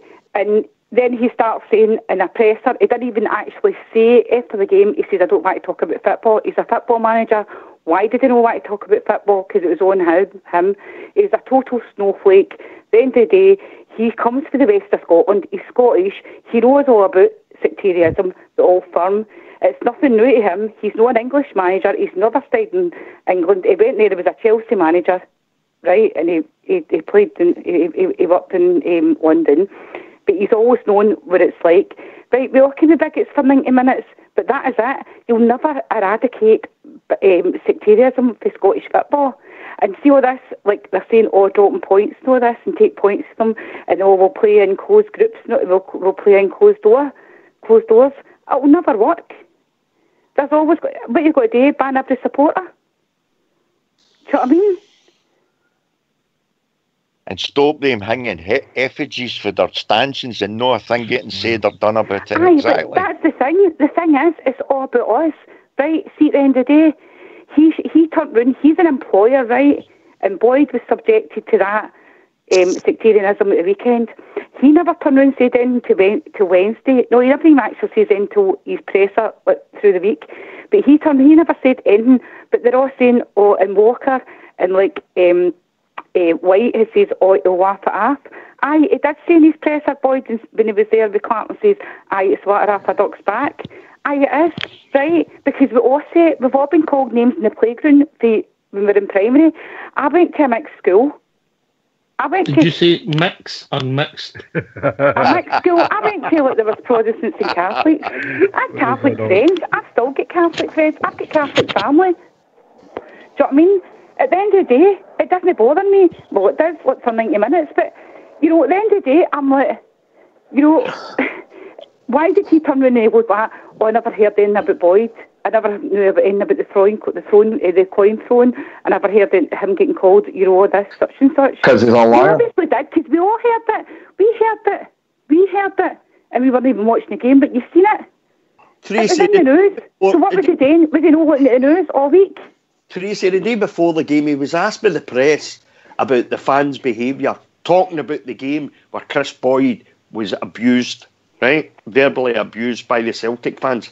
His answer was, I don't want to talk about fans' behaviour, I'd rather just talk about football. He didn't have to change his fucking tune rather quickly. Aye, because you know why? There you go. It's fucking sour grapes. That's what it is. That's exactly what it is. Let me go to the True Blue.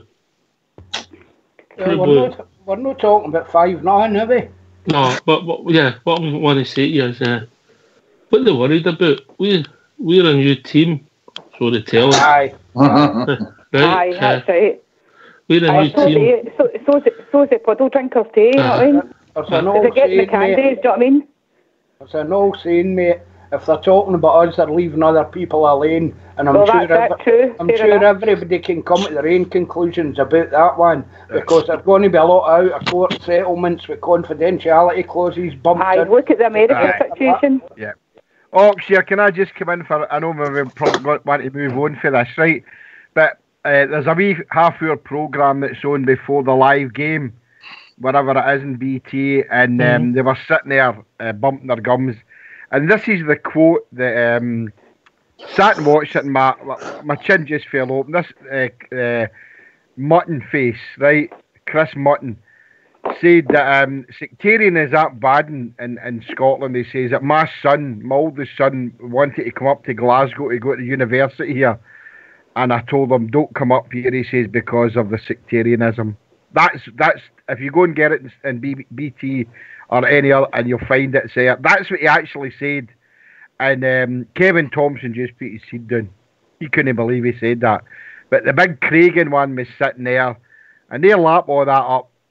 Ali McCoy wasn't there the other night for whatever reason, but that's it. That's what we're up against. Mutton's making statements like that. My son did not come up to Scotland to Glasgow University because of the sectarianism.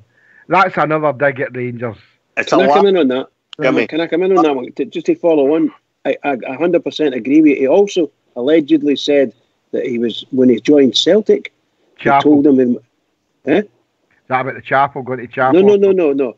When he joined Celtic, they told him to send his kids to a Catholic school. That's what it was. And they'll get a lot. They won't get any hassle then. That's it. That's what he said. But I don't know. Maybe when you're that statement, you're maybe saying if somebody was want to look at a bit of the device in Scotland and what the problem is. Maybe you just hit the nail on the head there, Bridge, but that's a whole different show. Absolutely, different schools for kids at 5 years of age. Anyway. Can I come in just for 2 seconds? You mentioned Club 1872, Oxford. Oh, we'll come back to that. Willie's coming right, okay, in. bud. Can I talk about division here, right? Tracy, let Willie come in. Oh, sorry, Willie.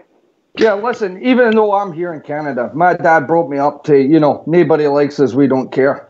Yeah. But there's only so much you can take this now. I mean, they're no sneaking up behind us trying to hump us now. They're humping us straight to our face. Yeah. Aye.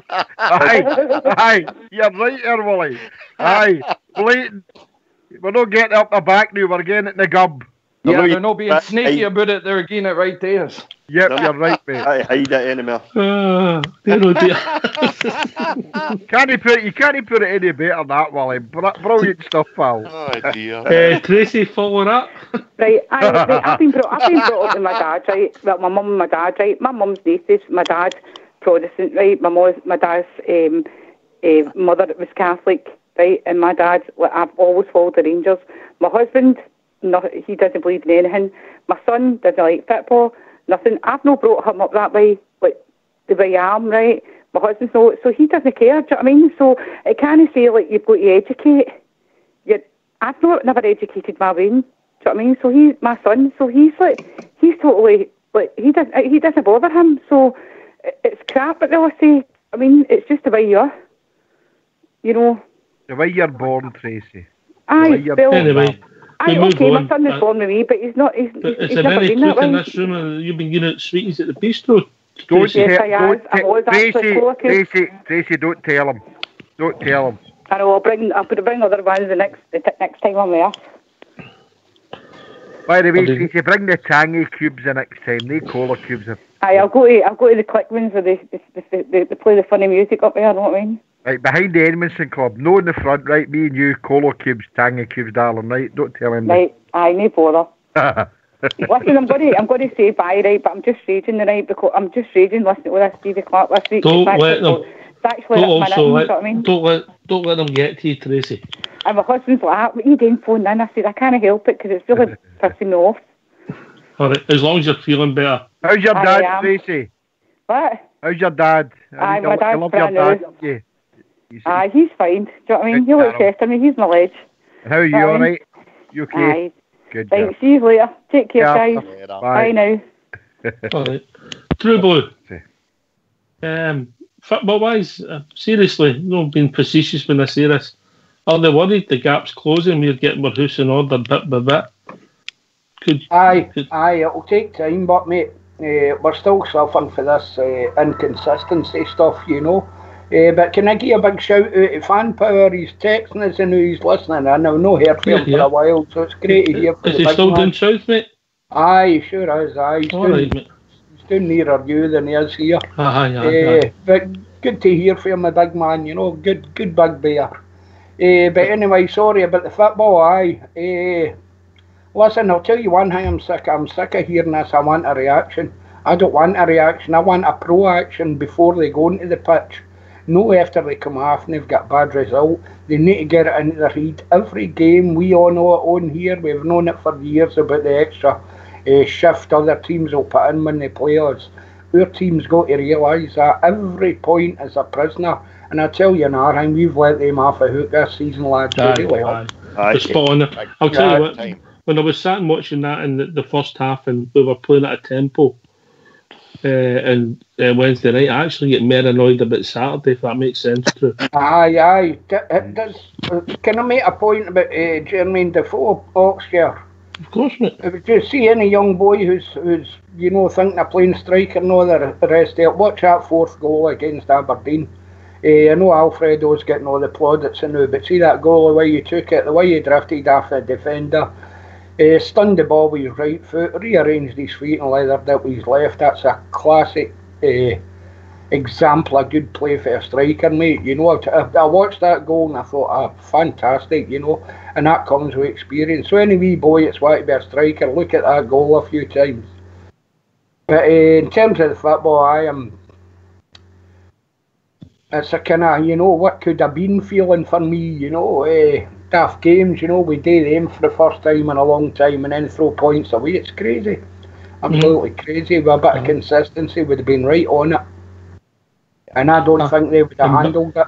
By the way, I think if we would have been right on it, let's just say we happened to be 2 points clear, we wouldn't have heard anything yet, mate. Oh, no. And just on the other thing for a wee minute there, see our chairman coming out last week making a statement about the BBC. This is going to get ramped up on us now. They'll all close ranks and have a go at us, so be prepared, lads. Aye, but I mean, what I will say is it's not really affected the club or the brand as such, is it? Because, I mean, the stadium's still full, the queues were in the shop to get the new strip. We're slowly getting my house in order through with some of the stuff we took here. We've got the highest profile British manager in the country, would that be fair? Aye, but what they don't understand, see, the more they poke us with a stick, mate, the stronger we'll get, the Marys will get up onto our feet and off our knees and go ahead with them. This is what's happening now. People are starting waking up a wee bit, and much I really do. I wish we all would, you know. The more they try and put us down, the stronger we'll be. Oh, you were bang on there, the couple of sentences you said there at the end, Oxtear. We are getting our house in order, and it's maybe taking us a wee bit longer. I've got to be honest, this season, as the guy says there the now, when we beat them, the worst thing that happened to us was that blooming month half. I think we're kind of a bit of more momentum that we did have kind of went for us.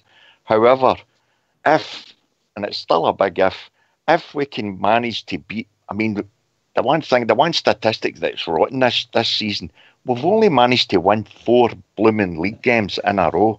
That's absolutely diabolical when you consider some of the games that we drew, that we should have humped them.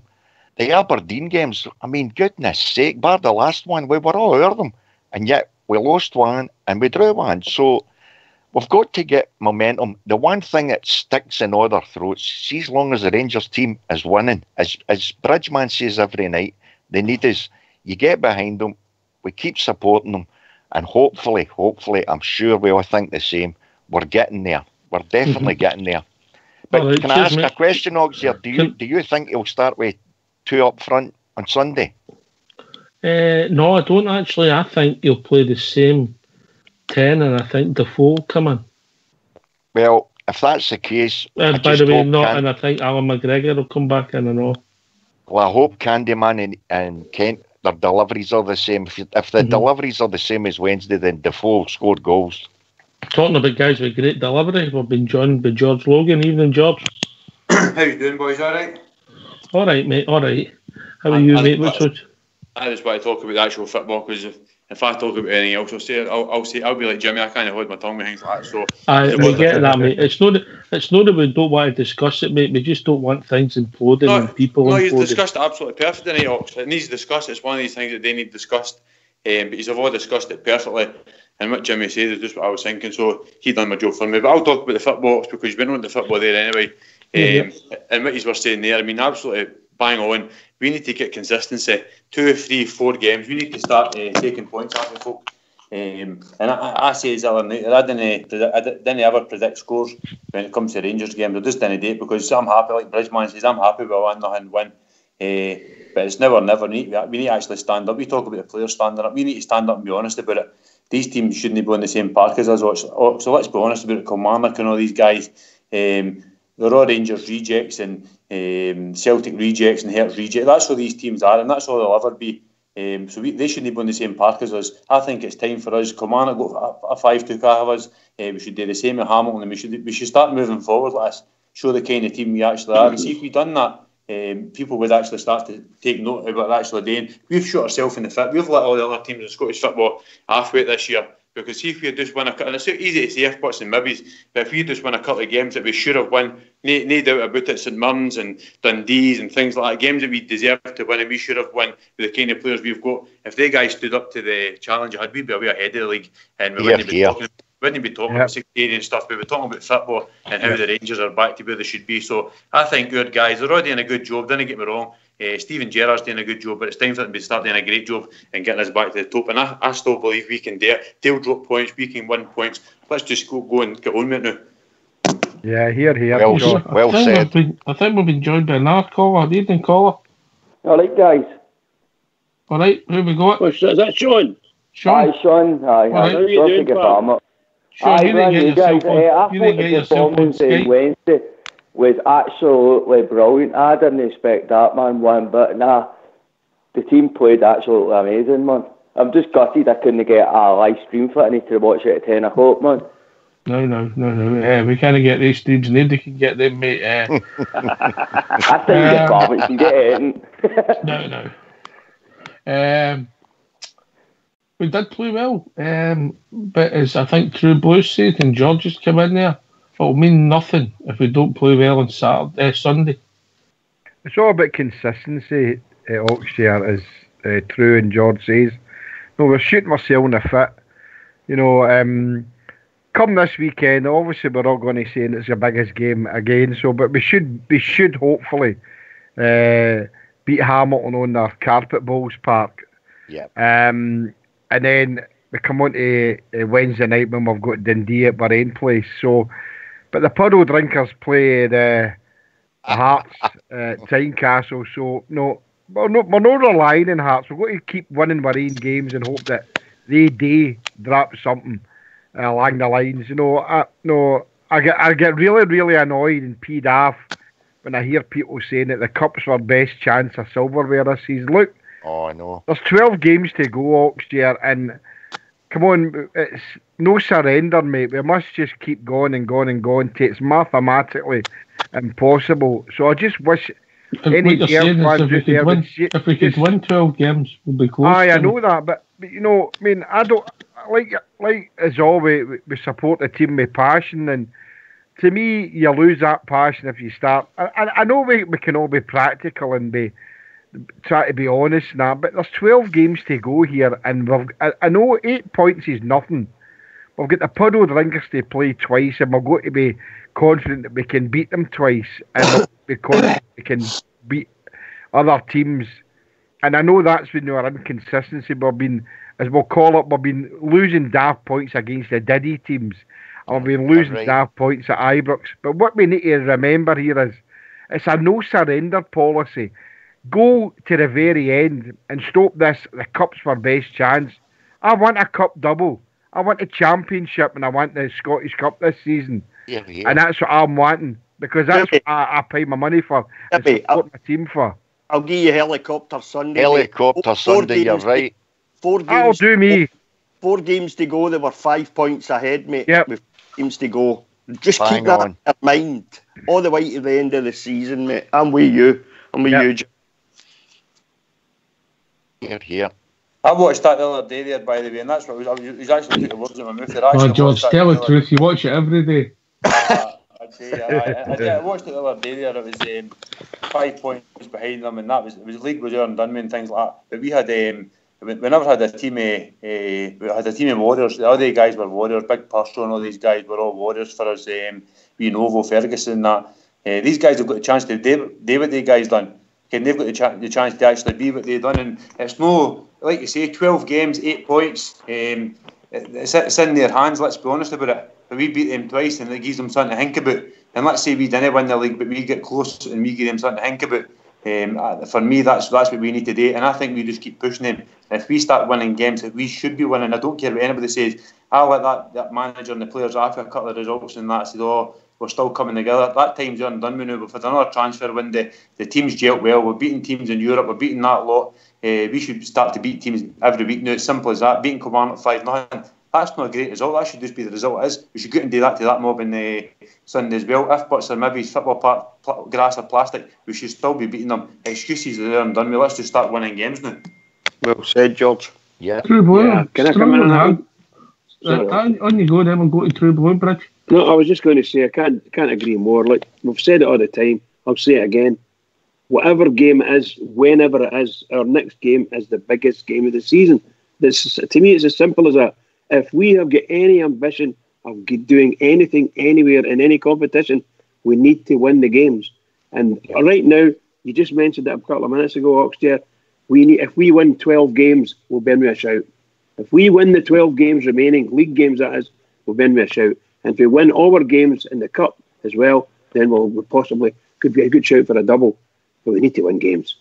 And I don't care if it's a 1-0. I loved the other night. We absolutely murdered them. And we'll be playing them again at Ibrox, same theatre, in a cup maybe 3 or 4 weeks' time. And it'll be hell for leather football. And I'm sure we'll pump them again, in my opinion.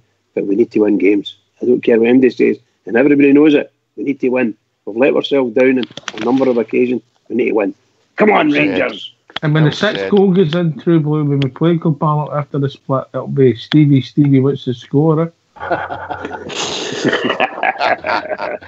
I might go back in the bevy. Oh no, don't do that. No, don't be daft. Don't be daft. Just True in the Blue. bevy if we win the league. Aye, well, that's a fair shout, mate. Aye, that's True Blue. What about that one then? If we win the league, Aye. I'll be on the bevy and in the jail at the same time. Look, just like the old days, True Blue. Just like the old All you have to say when you're sitting in that cell, you just have to turn to your right and say, "All right, Bridge, how's it going?" I would be somewhere around anyway. That's for sure. Right, cheers, guys. Anyway, Sean, thanks for calling, mate. Don't be a stranger. right, cheers, mate. Sean. Bye. Cheers, Bye. mate. Listen, we've been saying it since 2012. The next league title will be the sweetest one ever. Yeah, well said. Sweetest one ever. Well said. It'll be better than the helicopter Sunday. Yep. It'll be better. You know what sticks in the throat more though, True, is that it's as if we don't have the divine right. We don't have the right to win anything. You know, it's Rangers. They can go and F themselves, you know. And and that really sticks in my throat. I'm like Ox. Ox is saying it for months now. And, you know, I'm wanting fairness. I don't want any in life. I don't want any more than anybody else, mate. I just want fairness. What's for me is for me. And Rangers deserve all the credit they're getting, and they're not getting it. You know, and that really irks me. You know, and more than irks me. I've got to watch my language. You know, it just really does my. I can rip my knitting. There you are. You're not going to get fairness, Jimmy, and you're not going to get credit for anything this country. Listen, let's get a team in apart. Fairness will not come into it, lads. Exactly. Really. Somebody Correct. mentioned a minute ago, I think it was Big George, 5-0 shouldn't be an unusual result against somebody like Kilmarnock. Correct. Really shouldn't be. Get out there, as you say, JF, no surrender. And that's why we should be playing. Listen, I'm going to drop out now. I think she's away to her cap. I can get listening on the telly in the living room. Without crashing out here and waking up about 4 in the morning. He's an old romantic, isn't he? Right, lads, enjoy your show, alright? Cheers, True. Cheers, True. Hey, True. See, Aye, trouble, Ox, he cheers. hasn't retired. On you go, Boaster. If we win more games, that shuts them all up, and it gives us, it lets us all be buoyant. That's the name of the game. Win on the park. I think the frustration this season has been the Hibs result, maybe even though the Kilmarnock away result, we didn't play well after the first 20 minutes. That game last Saturday. Oh, that was the worst. That was very, very poor, I think we're very, very fair on here, Blue Star. We be honest critiquing the game. We don't. There's no smoke and mirrors. We might disagree, but we're honest. That's it. Definitely. Unfortunately, as you say, and we all know it's true, we've just dropped too many points, and when we've had a bit of momentum, we've not been able to carry it on. And hopefully, Stevie G's got a grip of them all, and let's just see, as Bridgeman says, if we can win more games, that's all we're looking for. A winning team on the park, get the belief, have the belief the same as the fans have got the belief, and win. Yeah, it'd be great if we went here to the Pedo Dome to play the Puddle Drinkers at the end of March, and it was whoever wins stays top of the league. We need to win every game up until then, and let's see if they drop anything, Blue Star, because then we'll see who's got the bottle then. Jimmy, I'll tell you, honestly, I think if we hadn't lost that blooming game last Saturday, see that game that they get that last minute goal, I don't think they would have got that. I know it's all ifs and buts, but I genuinely don't think they would have. And I have to commend you in one thing, JFK. See your puddle drinkers comment. That's pure class. That's known throughout Scotland. It's just absolute class. I have been reliably informed by Dutchie that it's rife in Holland now. Oh, it's brilliant. There seems Absolutely to be a fan club out there. My uncle in New Zealand couldn't get away with it.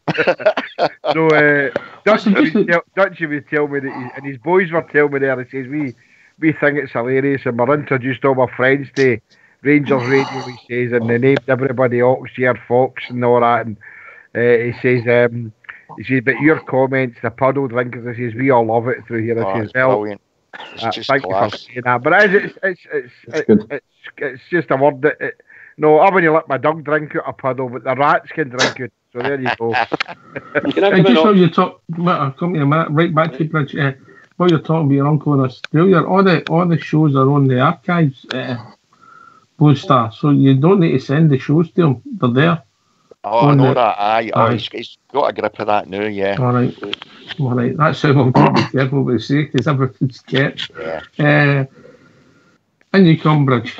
I was just going to say that remember we were speaking about the furore there's been in the press leading up to and including the last game we had there and this big meeting and shall we say press conference with Mr. Clark. If you think back to the last three games that the Celtic have had, just when the boys said about they just managed to win in the last minute, they get pumped to the Dutch, the what do you call it, the Spanish team. They just scraped through against Kilmarnock with a last-minute goal, which probably shouldn't have been because Brown should have been sent off. And I'm just making this up as I go along here. And then what happens to them? They go over to Spain again and get pumped. And while they're there, they're happy. They're happy. Supporters wreck the town, burn a pub down allegedly, set fire to flags, and cause absolute mayhem everywhere. So, and of course, they did the same at Kilmarnock. And that's the reason why it's that they're out in force, the press and all the rest of it, and they're ganging up on the Rangers. That's the reason for it. Because that's what they should be talking about. They should be talking about how poor they've been. 3 games in a row, struggled to beat Kilmarnock, get pumped twice with them. They've spent, I don't know how many £1 million they've spent in players, but it's quite a few, maybe to 15 million or something like this year. So that's what the press should be talking about. And yeah, man, they've been praised to the hilt as well. Yeah. You know what I mean? Let me see. George, look, it's all about us, mate. The whole narrative's about us. They're scared, they're worried, we're coming. Their fans don't turn up unless they're flares, their grund's empty. Their manager's not any competition. Now he's getting a wee bit, he's tweaking. If we can just a bit of consistency, whether we catch it this season, get it right next season, we could be in a right good place. They've had a free run at it, Ox, and that's the thing. And it's easy to have a free run at it. Any manager could have had a free run at it. That's what I said. I mean, I said about I wanted Derek McInnes as the Rangers manager, and you were the one that kept on saying to me he was happy to finish second. Second was good enough for him, and that's right. He was happy when they had a right poor team, and anybody was. Our poor team in the first division beat them, and he had a free run at them, and he was happy to finish second, and that's what's happened with that. Well, they've had it easy for too long. They've had it easy for 6-7 years, and even the last year we were in that we were in turmoil. Things were happening, so they've had it that easy for 8, 9, 10 years, whatever it's been, and now they're getting a wee bit of run at it. I'm not saying we're going to be running away with the league title and things like that, but I just want to give them something to think about, and it annoys me that we've shot ourselves in the foot. For that game the other night there, last week, when we shoot ourselves in the foot against Kilmarnock and against St Johnstone and Kilmarnock and things like that. I mean, we're shooting ourselves in the foot. It's not like teams are beating us. We're actually not beating other teams. They're happy to come and get a draw. Just picked up another couple of points, and maybe we've got another couple of wee results, and even been, like you were saying at Christmas time, 4 and 5 points behind them. We're now 8 points behind them, and it's down to their own fault. See if we can just get a wee bit of a run together and give them something to think about. I would like to see how they handle the pressure, because they've never had pressure, Ox. That's a fair point. That's a great point. That's a great point. Rudy? Oh, he must be away for a Chinese, or Rudy. What do you think, Bridge? Hello, I was on mute. Probably is. I was doing a bridge, man. Listen, we're not going to we're not going to give something to think about if we can't sort this consistency thing. You know, see when we beat them in the 29th, what a fantastic performance that was. That should have been 5 or 6-0. You know, the amount of chances that we had that day, the way we played them off the park. Then we go away to the sunshine, we get some good training in the sunshine. You're thinking, right, the boys will be fired up, they'll gain loads of confidence for that. And look what happened when they come back against Kilmarnock. You know, it was such a disappointment. The points were dropped against St Johnstone. You even go back to the first half of the season. 2 games against Hibs, we were the better team, we couldn't beat them. You know, there's 4 points that was dropped there. 3 points dropped against Livingston in the 1-0. 2 points dropped against Dundee when we couldn't beat them when they were down to 10 men. See, when you add all the points up, you're talking about 9 or 10 points, Ox. We could be sitting at the league right now.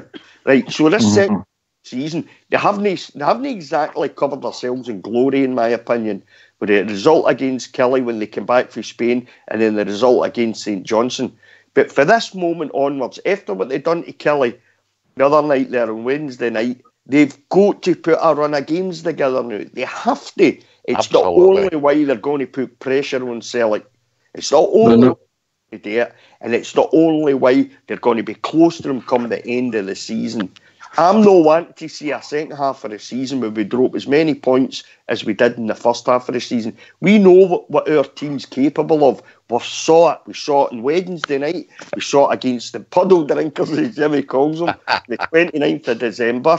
We know what these boys are capable of. They have to believe in themselves as well, though. They have to be able to go, and no matter how tough the game is, no matter how hard it is to get by a 10-man defence, whether it's 2 banks of 5 or 2 banks of 4 or whatever it happens to be, they've got to put enough pressure on teams to be able to win the game. And if that means scraping a 1-0 win, I'll take that from now to the end of the season, Ox, all day long. But it's about consistency now. I don't think the 8 points is insurmountable, but we can't afford to drop any more points now. We simply can't. See, just a wee quick point, Ox. Do you think it's because that first game of the season, when we were excellent and they stole a point after, do you think that was a kick in the midsection? Maybe we just couldn't come back for it, because I think we were excellent that day, and we deserved the win. And they snatched the point to us. And I think from that point onwards, I think we maybe said, Ken, it's maybe just not got to be our time. It's maybe just blew our confidence right from the very start. Even though we were excellent that day, I keep on going back to that one result for some reason. Can I come in there? On you go, mate. Yeah, that might have been at the beginning, but we could do the exact same thing right now. If we beat them at Parkhead, that could ruin their whole season, right? I mean, we could. That would destroy their mentality, right? Good point. And, beating them in their own midden. Yep. Aye. I mean, the 2 forum teams in the league now is the Puddle Drinkers and Motherwell, right? So they playing Sunday. So you're hoping there's a reaction there, and that Motherwell play to the potential of Hubby. They've won 6 in a row, the same as them. So, and then, as I say, they go to the Hearts on Wednesday. But we need to make sure that we take care of ourselves and then just look over our shoulder and see, a wee glance, did they drop it? And look, they only need to drop 4 points, 2 draws, and we keep winning and we're back in it, as they say. So, I keep saying, let's know if the Cup's my best chance. I'm peed off for hearing it. I'm hearing it, I'm reading it in all sorts of platforms and that. The league's there to be won. Helicopter Sunday proved it. That season proved it that we can still win it. So keep believing, as Big Marvin always used to tell us. Keep believing and no surrender at all times. Hey, Jimmy. Yes, did you say the Spanish cops confiscated grade A drugs? Well, they probably used them after they confiscated them. Listen, I had a business plan. We could have went there, bought them after Spanish Cups, because if we win the league, we'll make a fortune selling it to them, daying themselves in.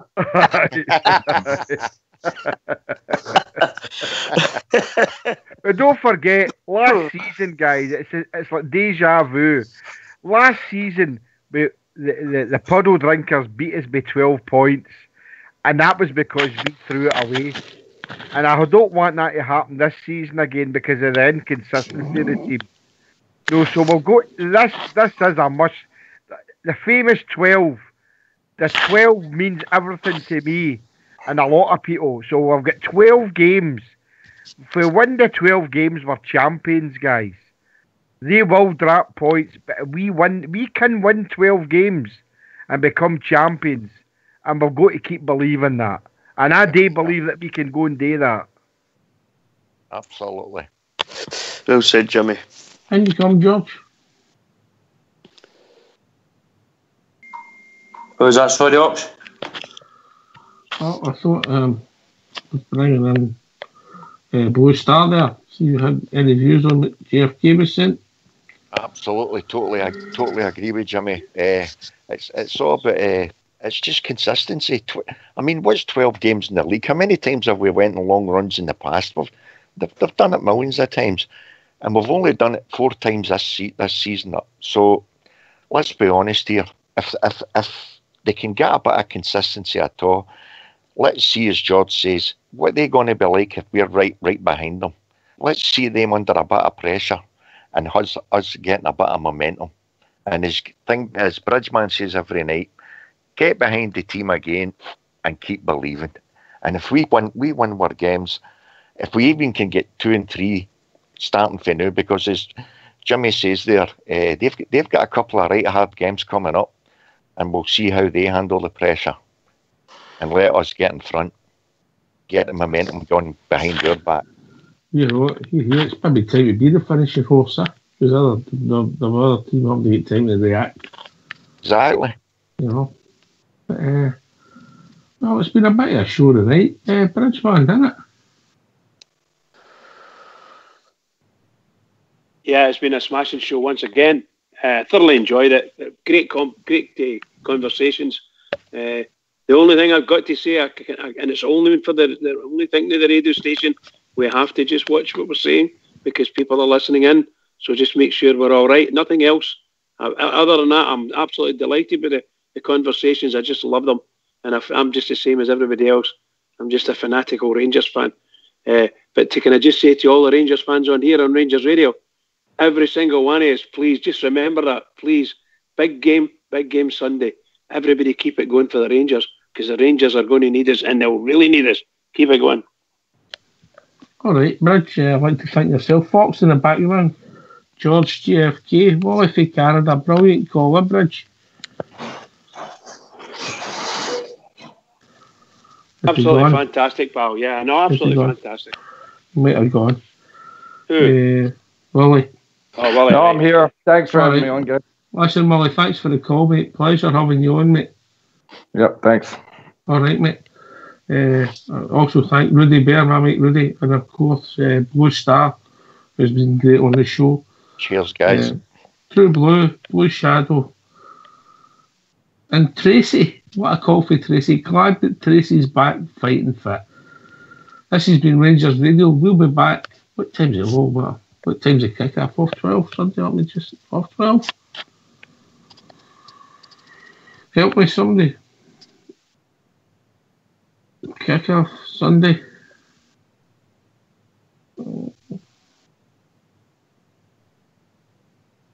12:15. This has been Rangers Radio. We'll be back 11:15 with a pre-match show talking about all things Rangers in the build-up to Rangers versus Hamilton. Take it away, Fox.